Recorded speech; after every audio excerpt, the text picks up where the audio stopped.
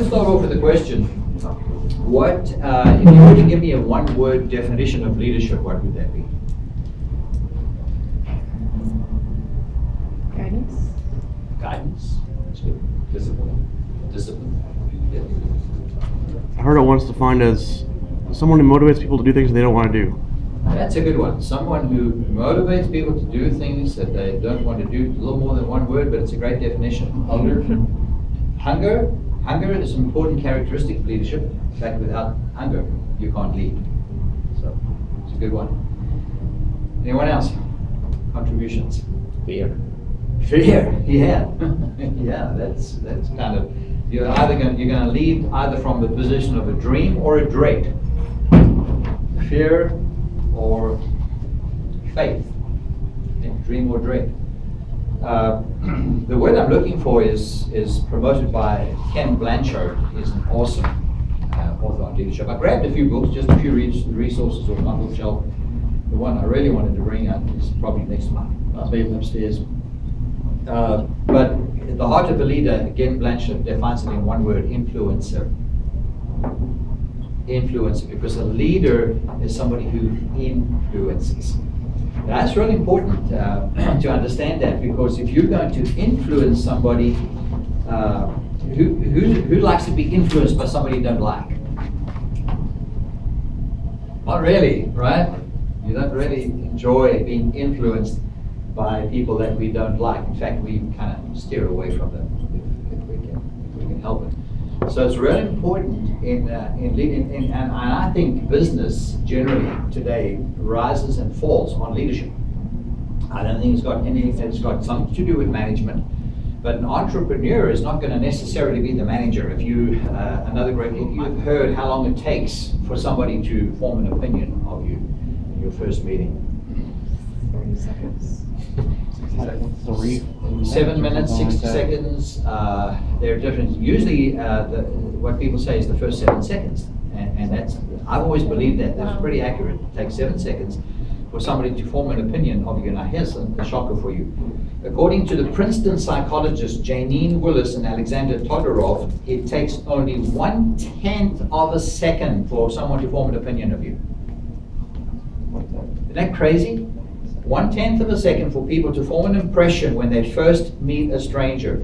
The study also concludes that longer looks at a person do not improve the perception.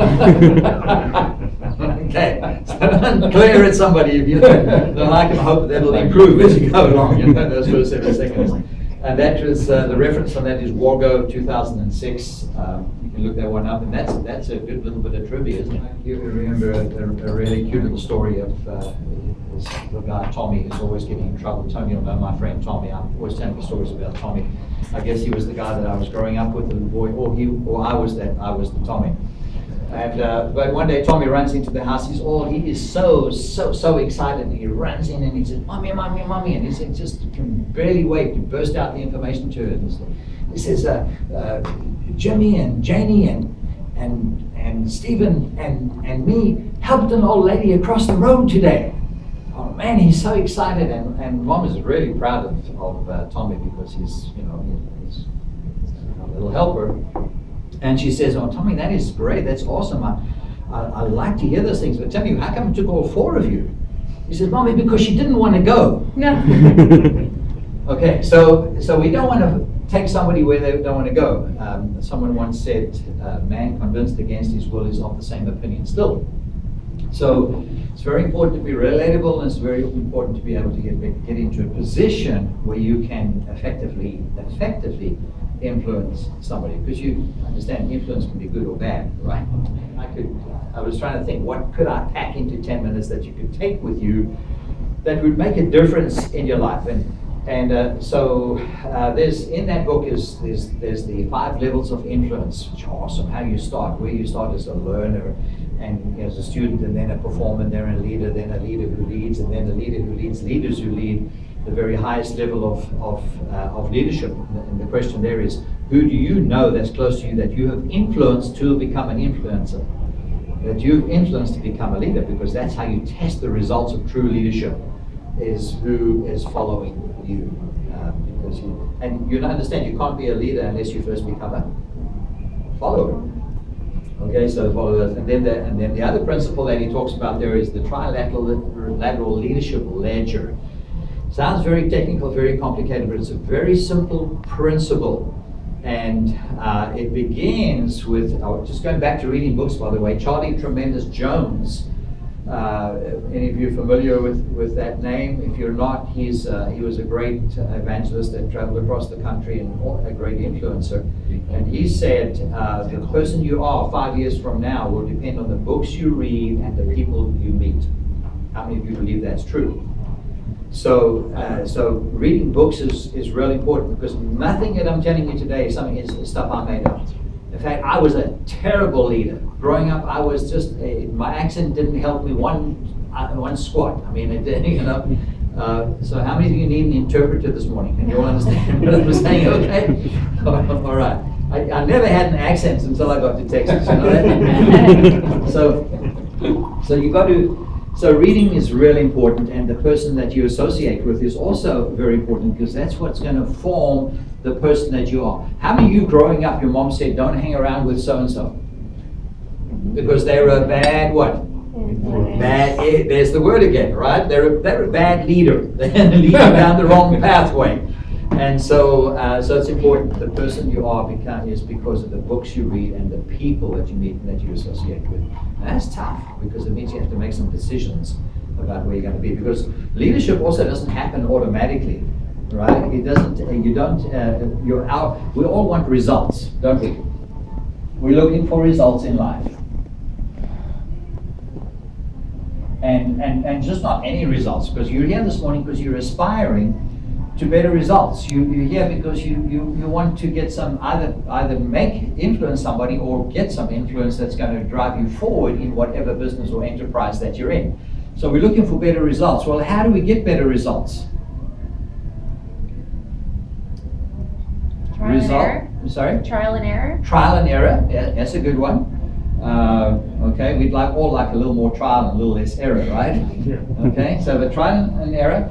The best way to get trial and how can you get trial and error without taking first action, right? So you got to take action. So in order to get the right results, you've got to take the right action. All right, and so in order to take the right action, what do we need to do? To do the right things consistently over time, what do we need to develop? System? Habits. Systems, yes. Habits, importantly, because it rises and falls on what your habits are. So we create the right habits over time so that we can perform the correct action that gives us the right results. How do we get habits? Habits are developed through our thought pattern, our thinking. What happens up here in the neocortex, the logic part of our brain, is we begin to think and process things and create habits over time. That changes our action. And so habits are important for action to produce results.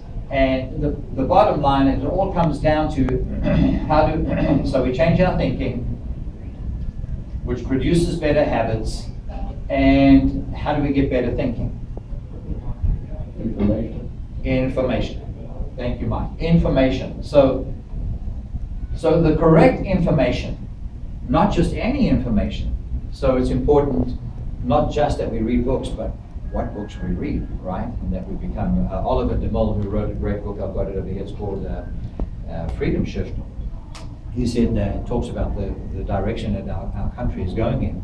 And he said there are three things that we have to do as a nation, as a society, to pull things out, to develop leaders, to create leaders in society. And that's because leaders are not just in business, right? Would you agree?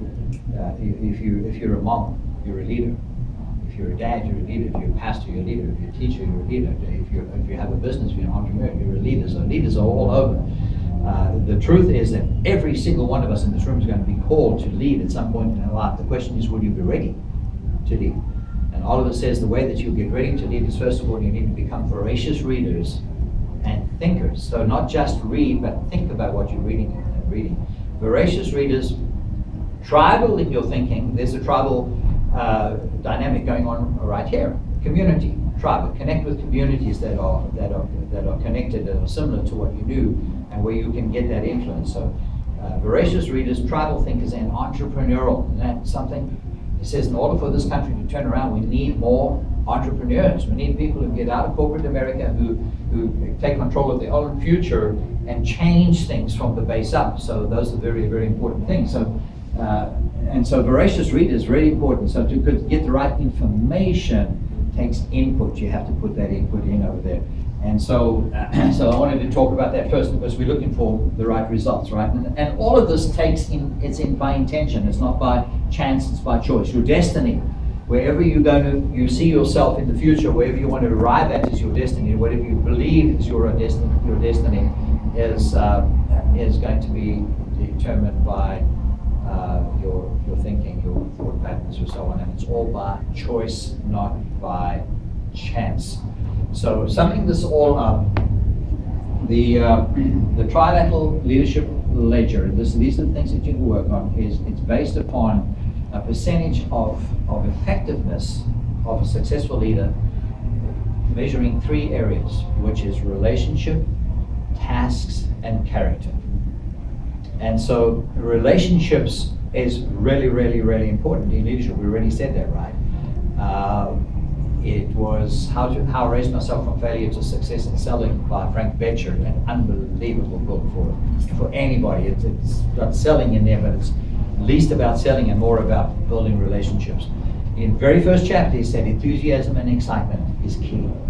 So for some of us and some of our personalities, melancholies especially, are going to battle with that one. We're going to force ourselves to become enthusiastic and excited because it doesn't come naturally, right? But do it because it's really, really important for the success of your business.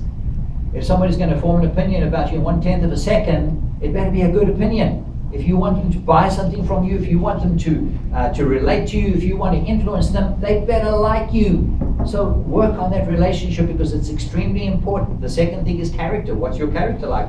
Measure your character. Ask yourself some hard questions, because character is integrity multiplied by courage. Courage is not just integrity, it's not just honesty, it's multiplied by courage. It takes courage to have character. So you think about, test yourself in that area. What is your character like? You know, what are some of the simple things in life that you maybe paint gray, which are actually supposed to be black and white? Ask yourself those hard questions. And then tasks, how do you perform? What is your performance level like? What is your work ethic like? And all 3 of those have to have a score, because any number times 0 is what? It's 0. It's 0. So that's how you will test your trilateral, your success ratio would be what any one of those 3 multiplied by each other will give you the number, the percentage of success that you will have. And so if you're high on character, let's say your character is flawless, you're a person of integrity, you can be trusted, your word is your bond, your yes is your yes and your no is your no, and you get a 10 on that. And then so that's your character. And your task, boy, you up early in the morning, you're the first one there and you're the last one to leave, and you're going to get it done, and it's not and nothing's going to fail, not on your watch. You're going to get it done. And so you have a 5 on there, so 5 times 10 is 50. Man, you're doing great up the scale, but your relationship sucks. Okay, and you just know. I mean, you walk out of that house and it's like when you walk out of the room lightens up. Okay, so that you've got a 0 there. So you've got 50. You think you're doing great. You multiply it by your relationship, and you suck. I mean, just plain and simple. You blow.